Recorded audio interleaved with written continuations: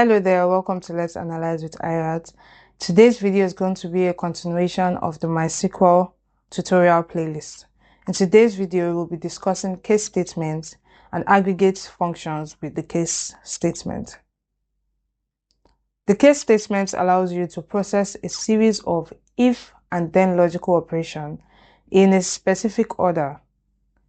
Every case statement begins with a case, that's a case keyword, ends with a end keyword, and contains at least one then and where keyword pair. After writing your case keyword, your logical operation, and the values you want to assign when the condition is met is going to be written. Let's go straight to MySQL Workbench to give examples, write examples. Let's try to extract values for us to understand the case statement. Case statement.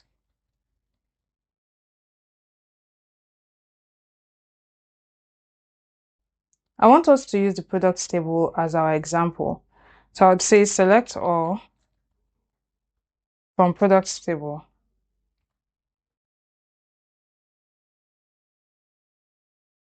Okay. Good. I want us to create a condition when the unit is stock is less than or equal to 0. I want it to indicate urgent restock. And when the unit in stock is less than or equal to 20, I want it to indicate restock. So our conditions, let me use the comment. Our condition is when we have less than or equal to 0, it should return urgent restock. Our second condition is when we have our unit in stock to be less than or equal to 20, then it should return restock. And when we have greater than 20, it should return still available. Okay. So let's write our statement. First off, we want to select. I'll write the select statement and from. We know we are going to be selecting from our products. So let me call this. And I'll put this down for indentation, for clarification. Okay. So I want us to bring out the product's name. I also want us to return the unit in stock. And I want us to use our case statement. So these are our conditions. Let's just write the case. So our case when our first condition is when the unit in stock is less than or equal to 0, then the output should be urgent restock. Urgent restock. Our second condition is when, let me bring this down for proper indentation. Okay. Our second condition is when the unit in stock is less than or equal to 20, then the output should be restock. It's not urgent, but we need to restock. Okay, lowercase restock. Okay. Our third condition is when the units in stock is greater than 20, then it should return still available. Okay. So these are our three conditions. What if we have a rule that doesn't meet any of these conditions? In that case, we'll use the else keyword. So if there's any other rule that doesn't meet this condition, it should return null. Okay? It shouldn't return anything, just return null. And we can end this case statement, end. Let's give this an alias as product availability. Okay.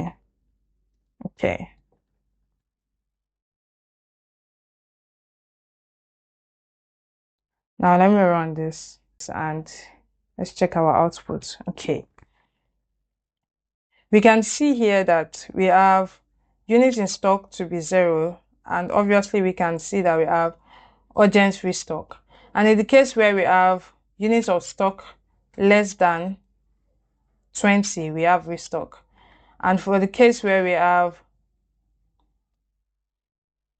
units in stock greater than 20, we can see that we have still available. So that is how the case statement works. I'm going to give another example where we have two conditions. In this case, we were dealing with just one condition, but our next example would be dealing with two different conditions in a single case statement. Let me delete all of this to give our second example. Let's select values from the orders table. I'll just collapse the action output to make it bold and bring this up a little bit. Okay. Here we have the order ID, customer ID, and every other information about the orders. I want us to return the order ID, return the customer ID. I also want us to return the ship via column. And finally, I want us to return the difference between the ship date and the required date. So we are going to be using the ship date and required date to see if a product was delivered before the required date. So we are going to select the order ID. Let me just put this down for indentation. Okay. Order ID. We want the customer ID. We want the ship via column. And finally, we want to see the difference between the required date and the shipped date. So we say required date minus shipped date. Shipped. Okay. We want to select all of this from the orders table. I'll use my semicolon. Now run this. Okay. We'll see some products or some orders that wasn't delivered before the required date. Let's give this an alias so that we can change the column header. So we'll say as shipped after required date. Perfect. I'll run this again. Right, so we have this data set the way we want it. Finally, I want us to create a case statement that will check the ship via column to see if it's shipper 1, shipper 2, or shipper 3. And it will indicate if we should call the shipper when the difference between the required date and the ship date is less than 0. So for days where we have values less than 0, like this day, it's going to indicate, let me use the annotation. Like this day, you can see that this order didn't meet the required date. So we have -2. So it was 2 days late. Let's create a case statement that would look at the ship via column. It will check the ship via column to know if it's shipper 1, 2, or 3. In this case, it's shipper 3. And it will check if this column has less than 0 in its value. So in this case, we have -2, which is obviously less than 0. So the output would be call shipper 3. Let's write this in code. We want to create a case statement. So we say case when We want when the required date minus ship date. So let me just copy this to reduce time spent. So say when required date subtracted by ship date is less than 0. That's our first condition. If it's less than 0. Our second condition is that the ship via column should be equal to 1. So let's say and ship via be equal to 1. When this condition is met, it should return an output called call shipper 1. Let me put this in lowercase. Call shipper 1. This is for shipper 1. So we are going to repeat this for the 3 shippers because we have 3 shippers here, just shipper 1, 2, and 3. So I'm going to copy this. Let me use indentation. Let me bring this down as well to make it more readable. Okay. So in this case, we want it to be shipper 2. So we'd say call shipper 2. Bring this down again. And in this case, we want it to be shipper 3. So the output would be call shipper 3. These are our conditions. What if the value is greater than 0? Right? Like if value like 91 obviously is greater than 0, what should it produce? In this case, the output should be, we'll use the else keyword, else the output should be don't call shipper. Okay, so these are our conditions. We are done writing our conditions. We are going to end this statement by using the end keyword. Say end. We can give this an alias. I forgot to use a comma. That's why I'm getting an error. We can give this an alias. That would be the column header. So we say as should shipper be called.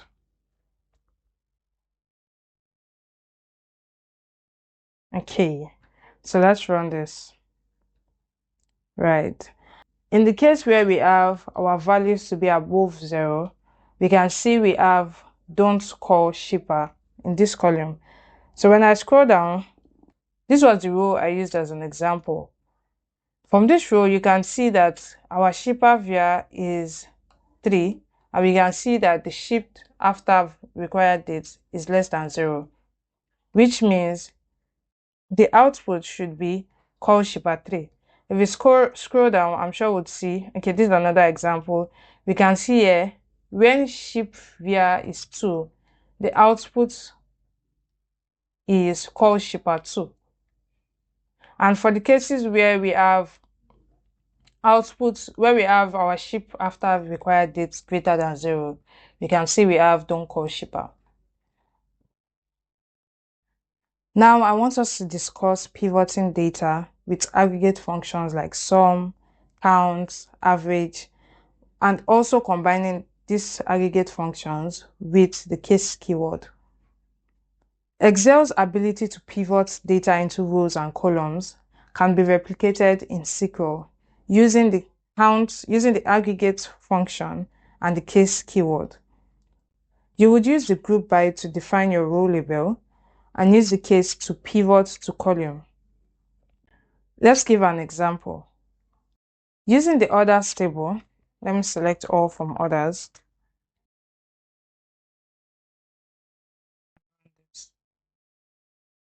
I want us to return the employee ID.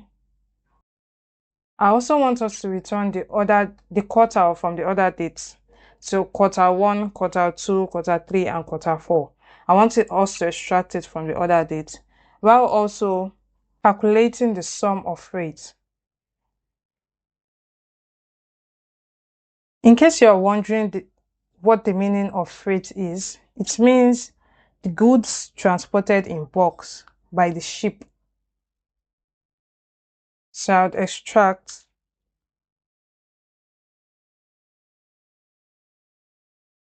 would extract the employee ID, comma, extract the quartile. So I use the quartile, and then I'll use the quartile keyword, quartile. Within the brackets, I would indicate the date I want to extract from, which is our order date, comma, and I would calculate the sum of freight.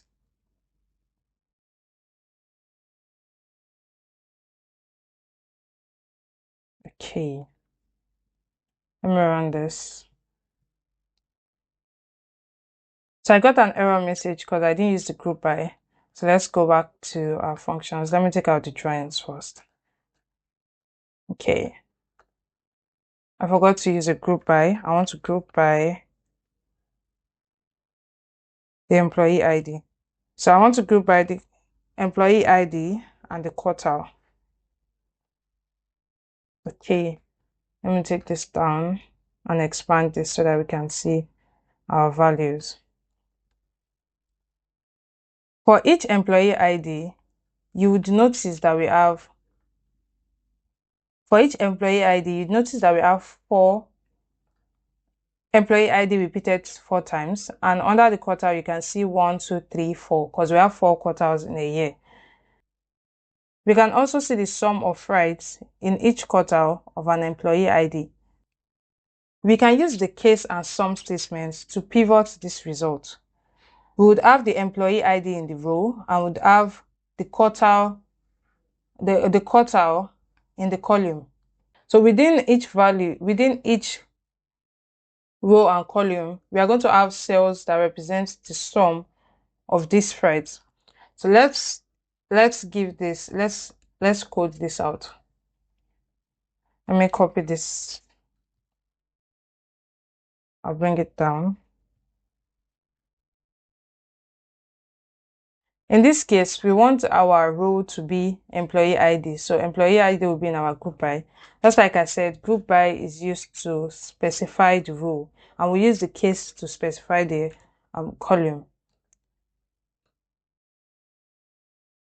Right. So we want the case when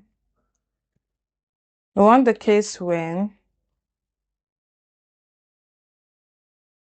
quartile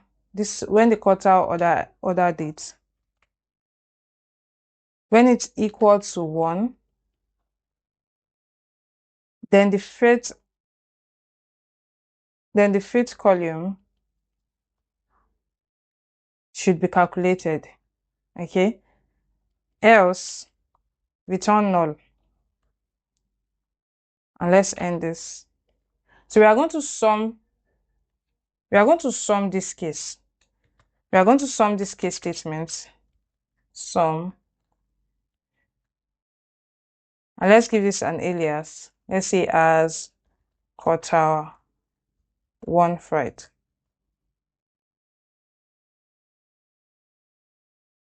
Great. Okay.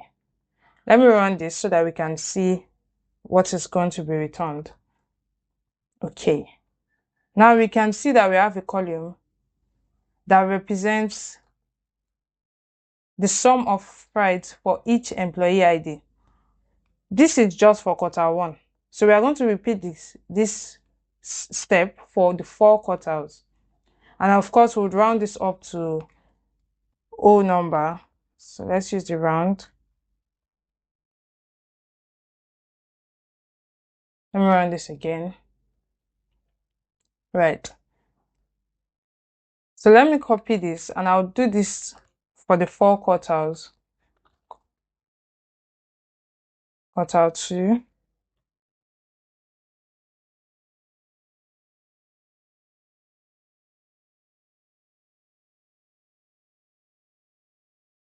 Okay, quartile 3.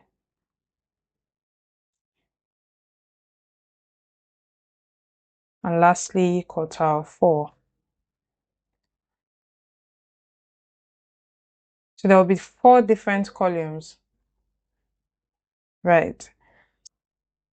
We can see that for the first employee ID, that's employee ID 1, we can see the total sum of rates. We can also see for employee 2, the total sum of rates and so on for each quarter, okay? If you have any question, please indicate in the comment section below. I'm going to make sure to respond to it. And if you found this helpful, please make sure to like, comment, and subscribe.